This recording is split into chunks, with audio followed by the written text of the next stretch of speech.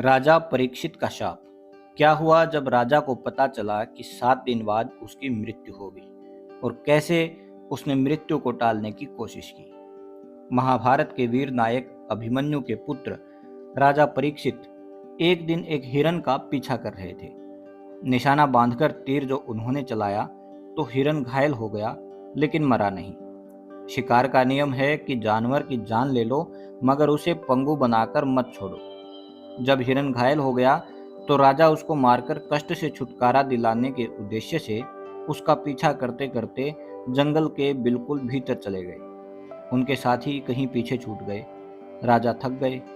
उनको बड़ी जोरों से भूख और प्यास लग रही थी, लेकिन उन्होंने संकल्प कर रखा था कि जब तक हिरण को पकड़ नहीं लेंगे वापस नहीं लौटेंगे। अचानक राजा ने देखा कि पेड़ों के बीच एक खाली स्थान है। वहां एक वृद्ध ब्राह्मण गौओं को सानी पानी दे रही है। राजा ने उनके पास जाकर पूछा, ब्राह्मण देवता, मैं अभिमन्यु का पुत्र, इस राज्य का शासक हूँ।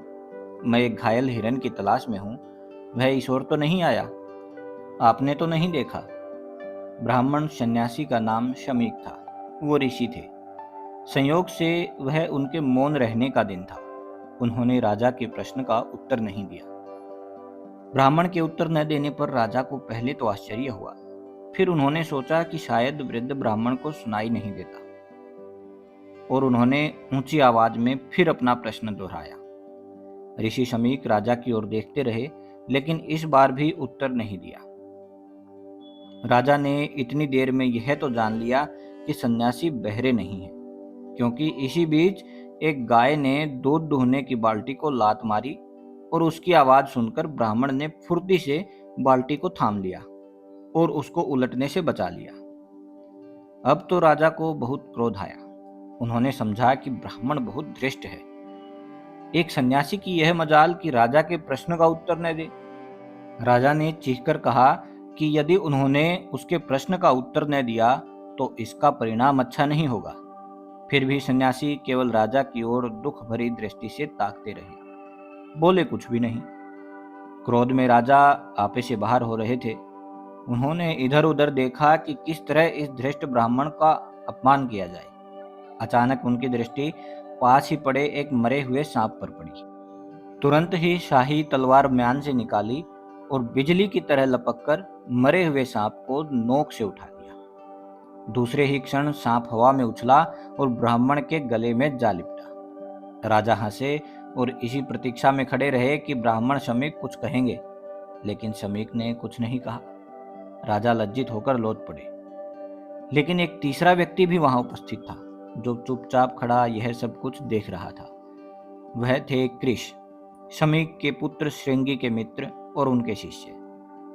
लेकिन राजा या शमीक दोनों में से किसी को यह पता नहीं था कि कोई उन्हें देख रहा है। राजा के लौटने के बाद कृष श्रृंगी को यह समाचार देने भागे।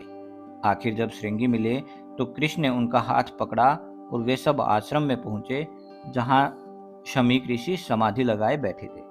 मरा हुआ सांप अभी तक उनके गले में लिपटा हुआ था। अरे, पिताजी के गले में मरा सांप लिपटा है, यह कहते हुए श्रृंगी आगे की ओर लपके, लेकिन उनके मित्र ने उन्हें पीछे खींच लिया। हाँ, यह मरा हुआ सांप ही है, उन्होंने व्यंग्य से कहा। हमारे महाराज और कृपालु रक्षक राजा परीक्षित ने इसे तुम्हारे पिताजी के गले में डाला। मैंने स्वयं देखा। और जानते हो तुम्हारे पिता का क्या अपराध था जिसके लिए उन्हें यह दंड दिया गया? क्योंकि राजा ने किसी घायल हिरण के बारे में पूछा और तुम्हारे पिता ने उत्तर नहीं दिया। राजा उनके ऊपर खूब बिगड़े, मैंने स्वयं सुना। उसके बाद अपनी तलवार की नोक से इस मरे सांप को उठाकर तुम्हारे पिता के गले में डाल दिया। मैंने स्वयं अपनी आंखों से देखा। श्रृंगी ने चकित होकर पूछा, तुमने आगे बढ़कर महाराज को बताया क्यों नहीं कि आज पिताजी के मौन रहने का दिन है? कृष्ण ने मुंह बनाकर उत्तर दिया, महाराज बड़े क्रोध में थे उस समय और हाथ में नंगी तलवार थी। तलवार मेरी ही गर्दन पर चल जाती तो। श्रृंगी ने प्रेम और गर्व से अपने वृद्ध पिता की ओर देखा। मरा सांप देखकर उनको क्रोध आ रहा था। पिता के दुबले सूखे शरीर पर राजा के अपमानजनक आचरण के प्रमाण को श्रृंगी जितना ही देखते उनका क्रोध उतना ही बढ़ता जाता। आखिर उनसे अब और अधिक नहीं सहा गया और उनका सारा क्रोध शाप बनकर उनके मुंह से फूट पड़ा। भले ही राजा हो, लेकिन वह नीच है जिसने मेरे महान पिता के गले में मरा हुआ सांप डाला। उसने मेरे पिता का ही अपमान नहीं किया, इन सारे वानप्रस्थियों का अपमान किया है जिन्होंने राजा को कभी कोई हानि नहीं पहुंचाई। मैं राजा को शाप देता हूं। कुरुवंश के उज्जवल नाम को कलंकित करने वाले इस अहंकारी राजा की आज से 7 दिन के अंदर सर्पराज तक्षक के काटने से मृत्यु हो जाएगी। इस भयानक शाप के शब्द श्रृंगी के मुंह से निकलते ही उनके पिता ने विचलित होकर अपनी समाधि तोड़ दी और भय से अपने पुत्र के मुंह की ओर देखने लगे। उनके बेटे ने क्रोध में आकर जो कुछ कह डाला था उससे मानो उन पर वज्रपात सा हुआ। अपने मौन को तोड़ते हुए आहत स्वर में बोले, श्रृंगी मेरे बेटे, तुमने यह क्या कर डाला? तुमने नेक राजा परीक्षित को शाप दे डाला, जिन्होंने सदा हमारी रक्षा की है, जिनकी कृपा से ही हम वन में शांति के साथ निर्भय होकर रह रहे हैं। क्या सन्यासियों का यही धर्म है? भगवान ही जानता है कि तुम्हारे क्रोध को वश में न रख पाने के कारण कैसा संकट आएगा, कैसी अराजकता फैलेगी। तुमने राजा परीक्षित को शाप नहीं दिया, सारे राज्य को शाप दे डाला है श्रृंगी। श्रृंगी का क्रोध उतर चुका था। पिता की बात सुनकर वह पश्चाताप से सिर झुकाए खड़े रहे।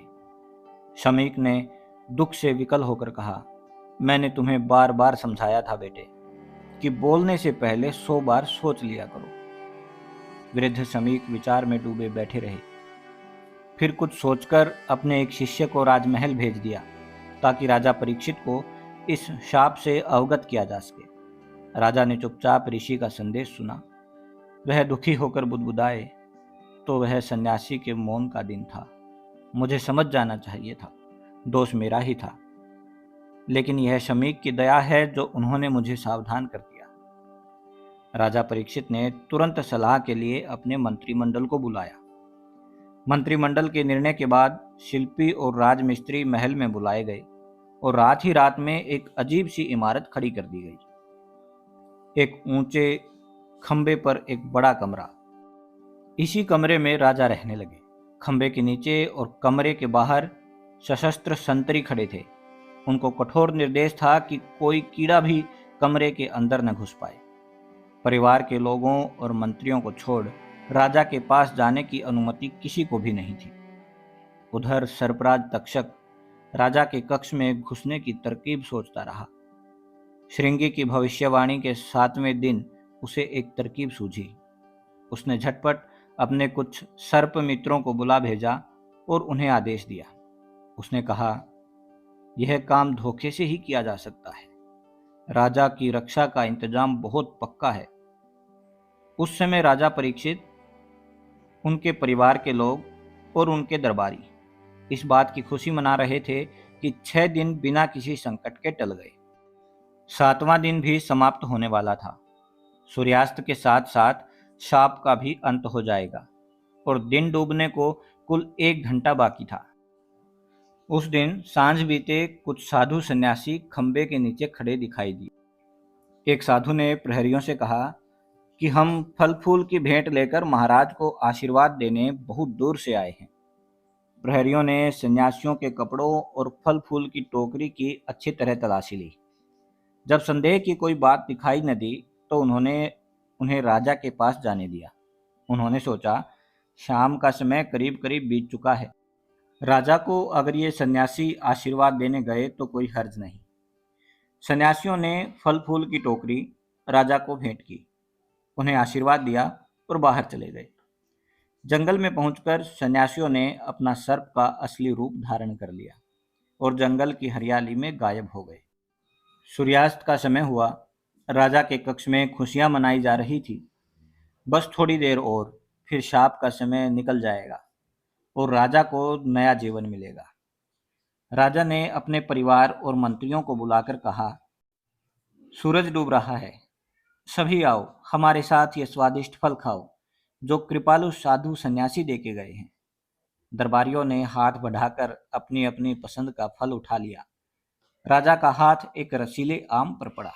उन्होंने आम चूसा। बड़ा ही स्वादिष्ट था। कुछ देर बाद उन्होंने देखा कि उसकी गुठली में एक नन्हा सा कीड़ा है। यह कोई आश्चर्य की बात नहीं थी। प्राय रस भरे आमों की गुठलियों में कीड़े निकल ही आते हैं। राजा ने खिड़की से बाहर अस्त होते हुए सूर्य को देखा और हंसकर उस नन्हे काले कीड़े को लक्ष्य करके बोला, अब तक्षक के आने का समय नहीं रहा। बोलो नन्हे कीड़े, तुम जानते हो कि तुम्हारा राजा अपने काम में असफल क्यों हो गया? लेकिन भला तुम्हें क्या मालूम?